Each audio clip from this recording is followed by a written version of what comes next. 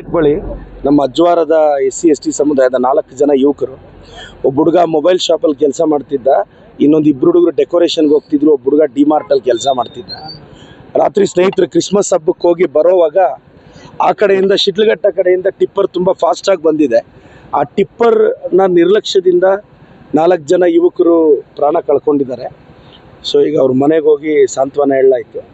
ಈಗ ಪೋಸ್ಟ್ ಮಾರ್ಟಮ್ಗೆ ಹೋಗಿ ಇದು ಮಾಡ್ತಿದ್ದೀನಿ. ಮತ್ತು ಈಗಲೇ ಜಿಲ್ಲಾಧಿಕಾರಿಗಳ ಮನೆಗೆ ಹೋಗಿ ಭೇಟಿ ಮಾಡಿ ಅಜ್ವಾರದ SC ಸಮುದಾಯದವ್ರಿಗೆ ಇಮಿಡಿಯೇಟಾಗಿ, ಈಗ ಸ್ವಲ್ಪ ಸ್ಮಶಾನಕ್ಕೆ ಜಾಗದ ಸಮಸ್ಯೆ ಇದೆ, ಅದು ಇಮಿಡಿಯೇಟಾಗಿ ಆದಷ್ಟು ಬೇಗ ಆರ್ಡರ್ ಮಾಡ್ಸೋಕ್ಕೆ ಈಗ DC ತಹಸೀಲ್ದಾರ್ ಅವ್ರನ್ನ ಕರೆದಿದ್ದೀನಿ.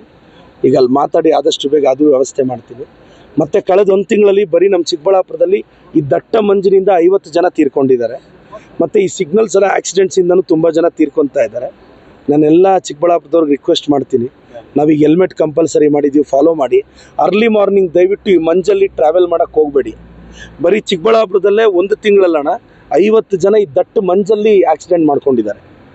ಸೊ ಇದು ಮತ್ತೆ ರಿಪೀಟ್ ಆಗಬಾರ್ದು. ದಯವಿಟ್ಟು ಎಲ್ರಿಗೂ ರಿಕ್ವೆಸ್ಟ್ ಮಾಡ್ತೀನಿ, ನೀವು ನಿಮ್ಮ ಹಳ್ಳಿಯಲ್ಲೇ ಆಗಲಿ ದಯವಿಟ್ಟು ಹೆಲ್ಮೆಟ್ ಹಾಕಿ. ಆಕ್ಸಿಡೆಂಟ್ಸ್ ಯಾರು ಬೇಕು ಅಂತ ಯಾರು ಹೋಗಿ ಗಾಡಿ ತಗೊಂಡೋಗಿ ಯಾರು ಹೋಗಿ ಗುದ್ಕೊಳ್ಳಲ್ಲ, ಹಂಗಾಗೋಗುತ್ತೆ ಅಷ್ಟೇ. ಪಾಪ ಕುಟುಂಬ ಸಮಸ್ಯೆಗೆ ಸಿಗಾಕೊಳ್ಳುತ್ತೆ. ನೋಡಿ, ಒಬ್ಬ ಹುಡುಗನಿಗೆ 8 ತಿಂಗಳಾಗಿದೆ ಮದುವೆ ಆಗಿ,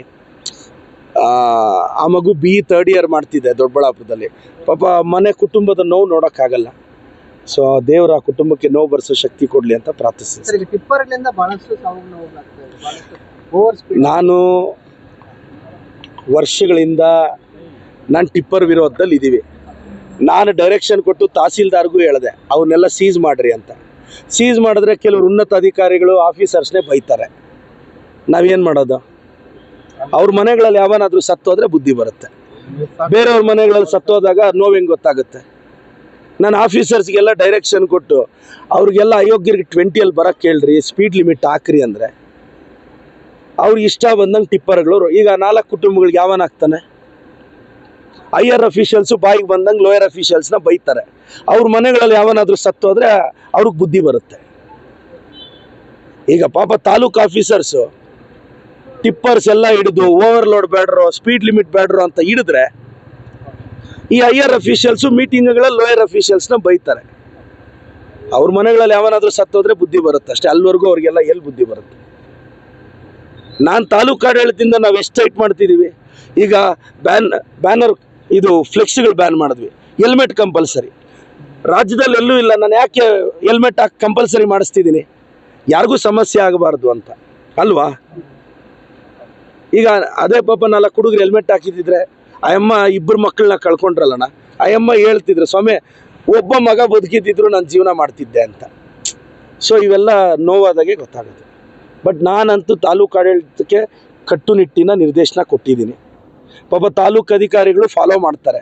ಹೈಯರ್ ಅಫಿಷಿಯಲ್ಸು ಅವ್ರಿಗೆ ಏನೇನು ಫೇವರ್ ಇದೆಯೋ ಯಾವನಿಂದ ಯಾರಿಗೆ ಗೊತ್ತು? ಅವ್ರ ಹಣೆ ಬರ ಚರ್ಚೆ ಮಾಡೋದಲ್ಲ. ನಾನು ಔಟ್ ಆ್ಯಂಡ್ ಔಟ್ ನಾನು ವಿರೋಧ ಮಾಡ್ಕೊಂಡೇ ಬರ್ತಿದ್ದೀನಲ್ಲ. ನನಗೆ ಯಾವನಿಂದ ಏನಾಗಬೇಕು? ನನ್ನ ಕ್ಷೇತ್ರದ ಜನತೆಗೆ ತೊಂದರೆ ಆದರೆ ಪಾಪ ನಾವು ಆಫೀಸರ್ಸ್ ಹೋಗಿ ಸಮಸ್ಯೆ, ಅವ್ರ ಪಾಪ ನೀವು ಗಮನಿಸಿದ್ದೀರಾ, ತಹಸೀಲ್ದಾರ್ ಹೋಗಿ ಟಿಪ್ಪರ್ಗಳು ನಿಲ್ಲಿಸಿ ಸೀಸ್ ಮಾಡಿದ್ರೆ ಮೀಟಿಂಗ್ಗಳಲ್ಲಿ ಹೈಯರ್ ಅಫಿಷಿಯಲ್ಸ್ ಬೈತಾರೆ. ಏನು ಮಾಡೋದು? ಆ ಹೈಯರ್ ಅಫಿಷಿಯಲ್ಸ್ಗೆ ಯಾವನೇ ಅವ್ರಿಗೆ ಎಷ್ಟೆಷ್ಟು ಹೋಗ್ತಾ ಇದೆಯೋ ತಿಂಗಳಿಗೆ ಯಾವನಿಗೆ ಗೊತ್ತು? ಆ ಅಯೋಗ್ಯರಿಗೆ ಅವ್ರ ಮನೆಗಳಲ್ಲಿ ಸಮಸ್ಯೆ ಆದರೆ ಗೊತ್ತಾಗುತ್ತೆ. ವಿತ್ ನೋವಿಂದ ಹೇಳ್ತಿದ್ದೀನಿ, ಈ ಹೈಯರ್ ಅಫಿಷಿಯಲ್ಸು ಡಿಸ್ಟ್ರಿಕ್ಟ್ ಅಡ್ಮಿನಿಸ್ಟ್ರೇಷನ್ ಅವರು ಕಾಮನ್ ಸೆನ್ಸಿಂದ ಬಿಹೇವ್ ಮಾಡಬೇಕು. ಹಿಂಗೆ ತಾಲೂಕಲ್ಲಿ ಹಿಂಗೆಲ್ಲ ಹುಡುಗರು ಟಿಪ್ಪರ್ ಸ್ಪೀಡ್ಗಳಿಂದ ಸತ್ತೋಗ್ತಾ ಇದ್ದಾರೆ. ಏನು ಮಾಡೋಕ್ಕಾಗುತ್ತೆ? ಈಗ ತಹಸೀಲ್ದಾರ್ ಆಗಲಿ, ಸಬ್ ಇನ್ಸ್ಪೆಕ್ಟರ್ ಆಗಲಿ, ಅವರೊಬ್ಬರೇ ಏನು ಮಾಡೋಕ್ಕಾಗುತ್ತೆ? ನಾವಂತೂ ನೋಡಿ, ಆ ಟಿಪ್ಪರ್ ಓನರ್ನ ತಂದು ಕೂರಿಸಿದ್ದೀನಿ. ರಾತ್ರಿನೇ ಗೊತ್ತಾಗಿದ್ದ ತಕ್ಷಣ ಅರೆಸ್ಟ್ ಮಾಡಿಸಿದ್ದೀವಿ. ಈಗ ಆ ಟಿಪ್ಪರ್ ಓನರಿಂದನೂ ಅವ್ರ ಕುಟುಂಬಕ್ಕೆ ಸಹಾಯ ಮಾಡಿಸ್ತೀನಿ. ನಾನು ರಾತ್ರಿ ಈ ಘಟನೆ ಗೊತ್ತಾಗಿದ್ದ ತಕ್ಷಣ ಮುಖ್ಯಮಂತ್ರಿಗಳನ್ನ ಮಾತಾಡಿದೆ.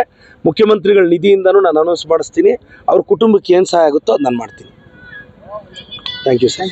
ಇದೆ ಒಂದೇ ಅಣ್ಣ ತಮ್ಮಂತಿದ್ರಿ, ಈಗ ಇದ್ದಂಗೆ ಇದ್ದಿರ್ತಾ ಇದ್ವಿ ಸರ್. ನಾನು ಅದೇ ಒಂದೇ ಊರೇ ಸರ್ ನಮ್ದು, ಎಲ್ಲ ಒಂದೇ ಕುಚ್ಚಲ್ಲಿದ್ದ ಇದ್ವಿ ಸರ್, ಅಷ್ಟೇ ಸರ್. 4 ಜನ ಸ್ಪಾಟ್ ಸರ್, ಒಂದೇ ಗಾಡಿ ಎಲ್ಲ ಪುಡಿ ಆಗೋದು. ಏನು ಬಂದು ಗೊತ್ತಿರೋ ಟಿಪ್ಪರ್ ಸರ್. ನೀವೆಲ್ಲ ಒಂದೇ ಗ್ರಾಮದವ್ರ? ಹ್ಞೂ ಸರ್, ಅಜ್ವರ. ನಿಮ್ಮವ್ರು ಯಾರ್ಯಾರು ಇದ್ದಾರೆ ಸರ್? ನಿಮ್ಮವ್ರು ಯಾರ್ಯಾರು ಇದ್ದಾರೆ? Brothers sir, 2 brothers. 4 ಜನನೂ ಬ್ರದರ್ಸೇ ಸರ್. ಒಂದೇ ಹತ್ರ ಕುತ್ಕೊಂಡು ಊಟ ಮಾಡಿದವ್ರು ಸರ್. ಎಲ್ಲ ಹೊಲ್ಟೋದು, ಏನು ಮಾಡೋದು?